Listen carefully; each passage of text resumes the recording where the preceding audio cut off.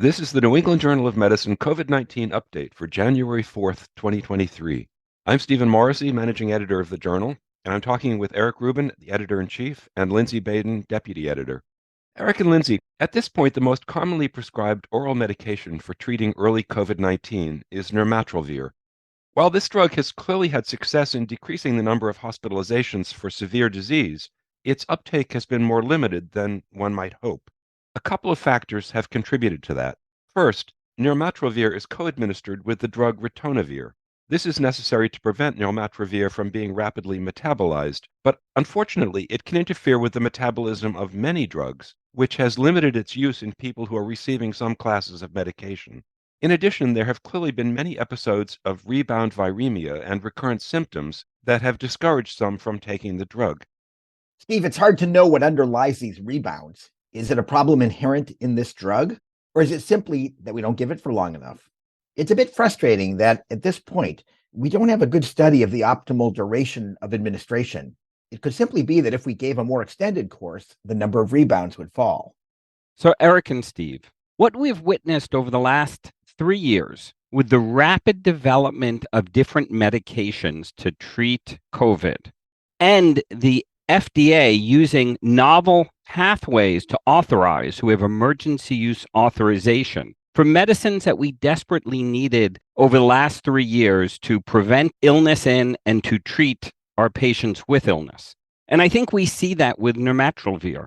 The development path was expeditious as we needed as a community, but it also means the company's ability to study it in different formats, such as longer duration, Eric, as you mentioned, was limited because the challenge with moving quickly is it's difficult to do multiple studies to sort out details around dose and duration.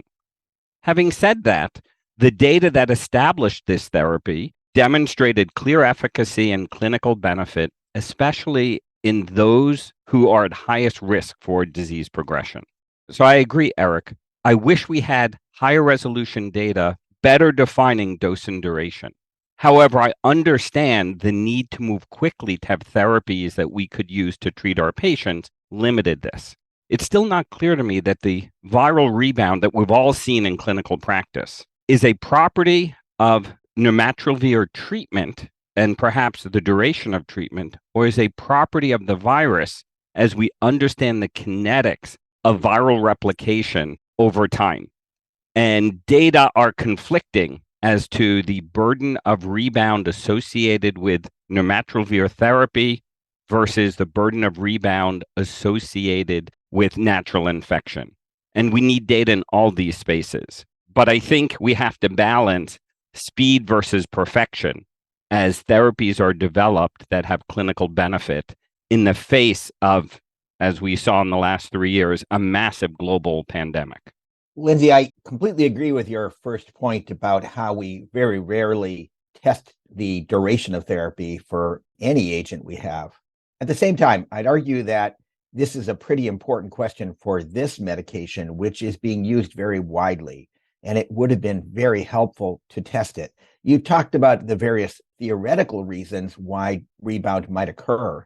I don't think there's any way to distinguish those without empirical evidence from clinical trials, and I think there's a good justification for doing them. Of course, as we'll talk about, there are new medications coming out, and that might change the entire scenario. Let me clarify. I agree, Eric. I think the need for data better defining the clinical efficacy of different formats of using nirmatrelvir are needed and should be conducted with haste. I'm balancing the initial studies to allow demonstration of efficacy in clinical use with follow-on studies which allow us as a community to better understand how to use these agents. And so I completely agree that studies should be conducted immediately that better define how best to use this medication in relation to viral clearance. We do have another drug that's proved effective in outpatients. Remdesivir was first used in inpatients with more advanced disease where it had relatively marginal effectiveness. But when it was studied in outpatients, it clearly reduced morbidity. The problem, though, is that it's administered intravenously, and that severely limited its use. So why can't we just give it by mouth? It's a bit ironic that the intestine is designed for absorption, and most of the drugs we use for outpatients are given PO. In fact, though, to be orally administered, a drug has to overcome a number of obstacles. It has to be sufficiently soluble so that it can have access to the intestinal epithelium. It has to survive gastric acidity and exposure to the many enzymes in the gut that are designed to degrade complex molecules. It has to be absorbed under the large variety of conditions it's likely to encounter in people, with meals or on an empty stomach, and in people who are taking drugs that decrease gastric acid production. And it has to not get destroyed by first-pass metabolism in the liver. Finally, it has to produce predictable exposure across these many individuals. Some drugs work really well early in their development. Others need help. There are several avenues to get there. One is to alter the formulation of the drug so that it's better absorbed or is protected as it passes through the stomach. Another is to alter the fundamental structure of the molecule to change its absorption and metabolism. And a third common approach is to make a prodrug. These are compounds that are often inactive themselves, but are converted, generally by host enzymes, to the active drug. So, Eric, as you note, these are fundamental challenges in drug development. And one needs to establish if a drug has efficacy before one manipulates formulation to improve the ability to prescribe and distribute widely to those who need it. An example of this, as you well know, is with our antivirals for herpes group infections like acyclovir and ganciclovir, which for years had low bioavailability, and then formulation manipulation with val-acyclovir and val-ganciclovir, the valine ester of each, increased bioavailability by nearly a log. And these are examples of drugs that work, and we are then able to manipulate their properties so they can be more easily used in the community. And the difference between an intravenous administered medicine and an oral administered medicine is night and day in terms of our ability to treat our patients and to treat them early in illness and to treat them for a longer period of time if we deem it necessary. So we have some experience with this in the antivirals, but as you point out, Eric, this needs to be sorted out for our medications against COVID. So in that regard, last week we published a study of an investigational drug that goes by the developmental name VV16. So what is that compound? VV16 is a prodrug, not exactly of remdesivir, but of a close analog. It's been tested in an animal model of COVID-19 and shown to be effective. In the clinical trial that we published, participants received drug every 12 hours for 5 days, with higher loading doses on day 1, a regimen that had been tested in early phase trials. One of the unusual characteristics of this compound is that it contains a deuterium atom instead of a hydrogen atom. By replacing hydrogen with deuterium, presumably you can slow down the metabolism of some molecules. And I assume that that's why they made this somewhat unusual substitution. And Eric, as we've discussed, the value of early treatment for SARS-CoV-2 and for most infections in general heightens the importance of having an oral therapy versus an IV therapy to be able to prescribe to our patients as early in illness as possible. So remdesivir, as we've discussed, is intrinsically limited by its intravenous formulation. Thus, alternatives such as this agent hold a lot of promise. And how did the clinical trial of VV16 work? This was a single-blinded trial performed in China, which randomized participants to either VV16 or nirmatrelvir. Participants had mild to moderate COVID-19, a positive PCR, and at least one risk factor for progression of disease. It was a non-inferiority trial where the hypothesis was that the time from randomization to sustained clinical recovery, which essentially meant complete resolution of symptoms, would be similar with either drug. There were several secondary endpoints, most notably progression to severe or critical COVID-19 or death. Safety was also monitored through the first 28 days. And what happened? The study included more than 400 patients per arm. About a quarter of them had not been vaccinated. Treatment began fairly late, a median of 4 days after symptom onset and PCR positivity. Disease was mild in most participants. And so what were the results? VV16 performed equivalently to nirmatrelvir with a median recovery time of 4 to 5 days. Secondary endpoints all appeared similar as well. However, there were no cases of progression to severe disease or death. Altogether, VV16 appeared to be just as good as nirmatrelvir, at least in this population. Of course, the study isn't perfect. After all, what we care most about is avoiding serious illness. And in this study, it appears that the risks were low enough and the number of participants small enough that we didn't see any events. Also, I suspect that both drugs would be even more effective if started earlier in the course of disease.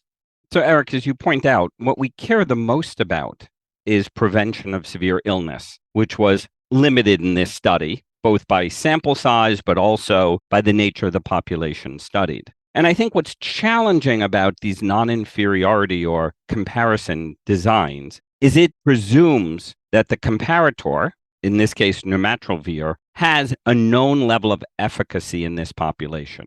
Here, a placebo group would be incredibly helpful in better defining the benefit of the new medication, VV16.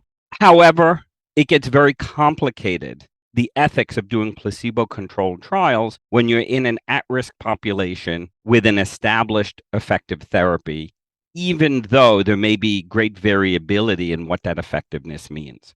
So these types of designs are important, but they're intrinsically limited for an assessment of absolute efficacy, and it's even more limited when the sample sizes are relatively small. However, as you noted, Eric, this did establish non-inferiority in efficacy, therefore opening the door to an additional class of antivirals to treat SARS-CoV-2 in the outpatient setting. And the ability to treat early in illness is linked to the ability to diagnose early in illness. And so another parameter that we as a community have to think about as we think about oral therapy early in illness, is our ability to diagnose our patients early, likely at home with a rapid test. And that requires a comprehensive approach in the healthcare system to diagnose and then be able to determine if antiviral therapy could be a benefit. But this tool, another oral antiviral agent with a different mechanism, is very attractive to have as a potential option. And Lindsay, this isn't the only oral drug being developed for COVID-19. So when do you think you would use new agents like this if they were approved? So, Steve, as always, you ask very challenging questions. The current armamentarium of oral agents, as we've already discussed, nirmatrelvir, with its companion ritonavir to boost PK, is an important agent. Molnupiravir, with a different mechanism, increasing missense mutations, and the drug we're discussing now, which is a remdesivir analog. All of these agents have different properties and different levels of data that establish efficacy. The efficacy of nirmatrelvir is very attractive, given the high-quality, double-blind, placebo-controlled randomized trials that were conducted. However, that was done in the context of largely non-immune populations, unvaccinated, limited natural infection, and ritonavir is very challenging in terms of its drug interactions. And in many of our patients who are at highest risk for progression, they usually have comorbid conditions and require medications that may interact with ritonavir. So this is a substantial challenge in the outpatient arena. Very manageable, but there are significant proportions of our patients who can't easily get nirmatrelvir because of the drug-drug interaction concern, particularly our highest risk patients. Molnupiravir has limited efficacy data, and so many of us look forward to more data that help us understand how well it works and therefore can fit into the outpatient regimen. And lastly, new agents like this, particularly ones that are built upon antivirals that we have experience with that have efficacy in this setting, are very attractive. However, this is a single study with a small number of patients. Thus, we need to be cautious in understanding how well it works. But an agent with a mechanism similar to remdesivir that's orally available would be extremely attractive to complement nirmatrelvir, ritonavir, potentially for use in our patients who have significant risk of drug-drug interactions. So it's a very welcome observation, but the data are still limited to feel comfortable with how best to use this agent. One factor worth mentioning, maybe only to dismiss it rapidly, is the idea of combination therapy. Remdesivir and VV16 target the viral polymerase, while nirmatrelvir targets one of the two viral proteases. And therefore, you could imagine that they might be synergistic with one another. Synergy is really important in chronic infections, not as clear that it matters in acute viral infection like COVID-19, where virus disappears relatively rapidly with or without therapy. Still, it's something to keep in mind, particularly for those unusual patients who have chronic shedding of virus over time, whose immune systems are incapable of clearing the virus. Eric, I think that's a very important point. And as a physician who cares for patients with weakened immune systems, both in the cancer center as well as those who have received organ transplantation and are on chronic immunosuppressive therapy, sadly, our community has seen too many patients who have prolonged viral shedding over weeks to months. And I think in that setting, you're absolutely correct. We need to think very carefully about how to use these oral agents to try and help clear infection. And currently, they're largely being used in a serial fashion. And we need to think about using them in a combination fashion. As you imply, serial fashion may allow a greater chance for viral escape and viral mutations that may limit the activity of that agent in the future. Granted, this is an extremely small number of patients. This is less than 1% of our patients in general who will get COVID. But in this population who have a severely weakened immune system, we will need to be thinking about how to use these medications in combination and how to do that with even more limited data than we currently have for general use. Steve, when you posed this question, and you suggested that there are many potential drugs out there, I think that's true. And I think that's likely to be just because it takes a long time to develop these small molecules. But I do think that there's a lot of hope for better antivirals. And I'd add that the kinds of things that you learn from making an antiviral against SARS-CoV-2 are the kinds of things that apply to other viruses as well. So I think that there's a lot of learning going on here, and suspect that means that we are going to have a better pipeline of antivirals in general because of all the efforts being put into these drugs. Thank you, Eric. Thank you, Lindsay.